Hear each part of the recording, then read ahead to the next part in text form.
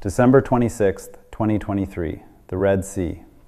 3 ballistic missiles scream toward the USS Laboon at thousands of miles per hour. The destroyer has seconds to respond, and in those seconds, it does something no other weapon system on the planet can do.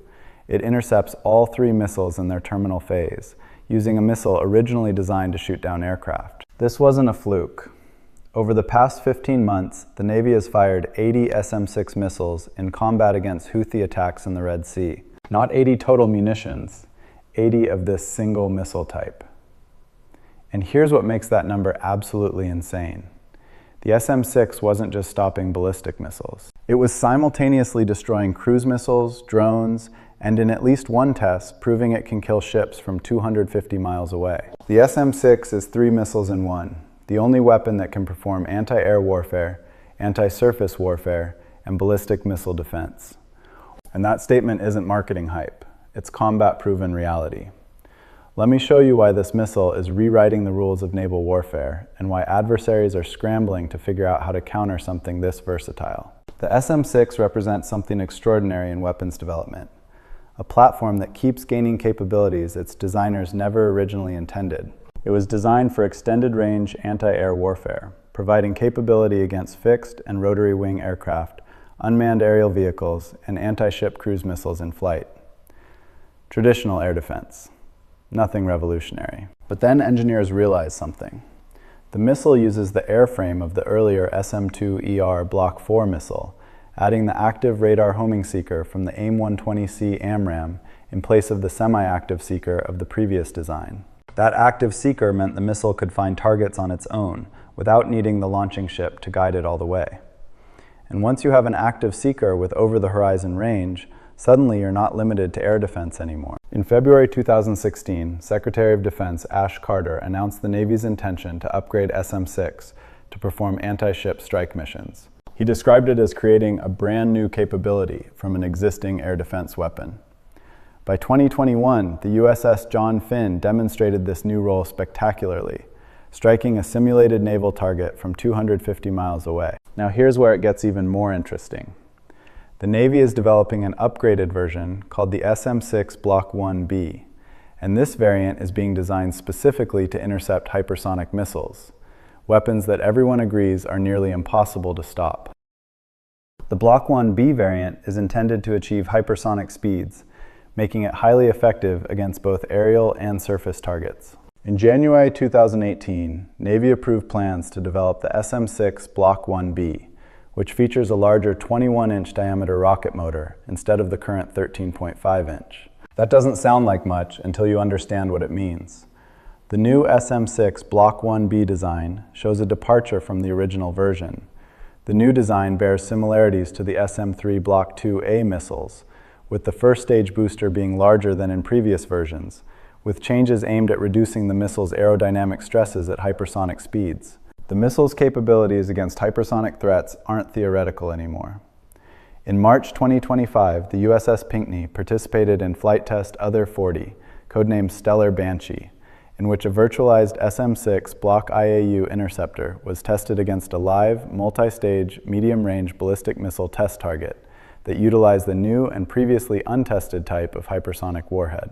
The test validated a variety of systems, including modern hypersonic missile tracking satellites, the Block IAU version of SM-6, and the ability of the Aegis weapon system to track hypersonic targets. In 2022, now retired Navy Vice Admiral John Hill, then head of the Missile Defense Agency, said that the SM-6 series is really the nation's only hypersonic defense capability. Read that again. The only capability, not the best option, the only option. But there's a catch with these capabilities, and it's one that reveals both the weapon's importance and its limitations. SM-2 missiles are priced at about $2.1 million apiece, while the SM-6 missiles cost about $3.9 million each. When you're firing 80 of them in 15 months, that's over $300 million in missiles alone. Critics love to point out the cost disparity, spending $4 million to shoot down a drone that might cost a few thousand. But here's what those critics miss.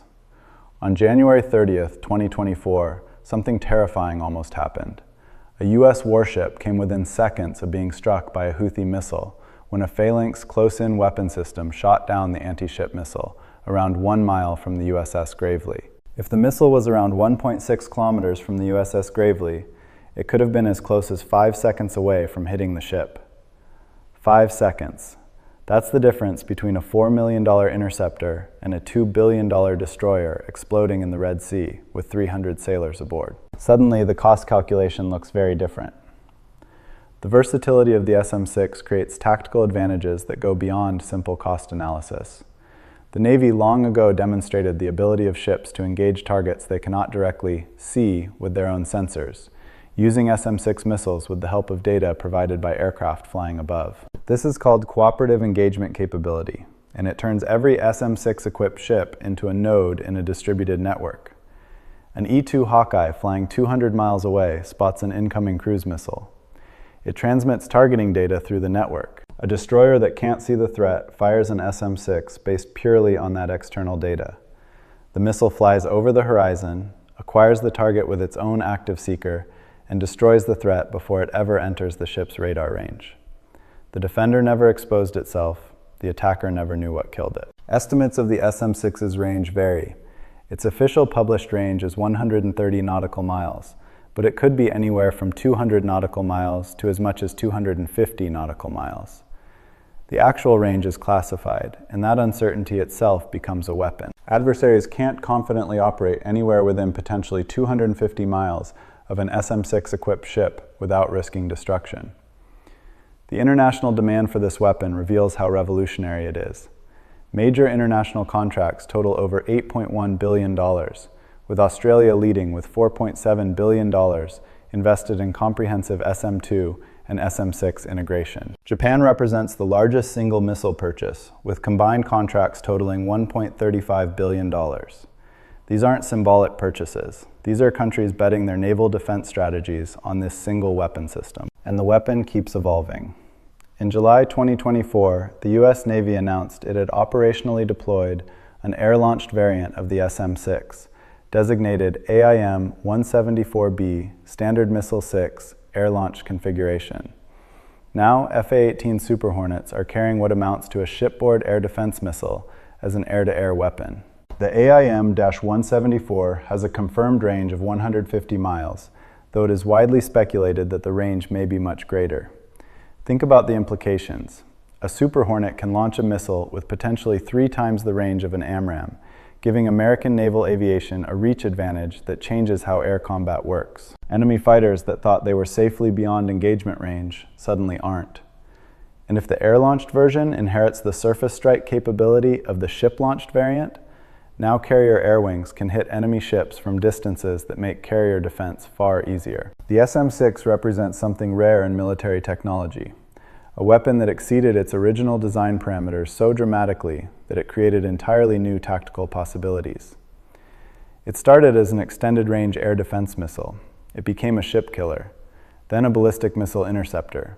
Now it's being positioned as the primary defense against hypersonic weapons that supposedly can't be stopped. The upcoming SM-6 Block 1B variant began production in late 2024, with initial operational capability projected for 2027. When that variant enters service, with its hypersonic speed and enhanced kinematics, the gap between the SM-6 and every other naval weapon system will widen even further. The Navy is planning to acquire 1,800 SM-6 missiles total. Current production is ramping from 125 missiles annually to 300 by 2028. And every ship being built or modernized is being configured to carry them. This isn't an experimental weapon anymore. It's becoming the foundation of American naval defense. The one system trusted to handle every aerial threat from drones to hypersonic missiles, plus surface ships as a bonus. The SM-6 is 3 missiles in one, but that undersells what it really represents. It's a fundamental rethinking of what a naval weapon can be, versatile enough to handle any mission, advanced enough to keep evolving, and combat-proven enough that allies are betting billions that it's the future of naval warfare. And based on what's happening in the Red Sea, they're probably right.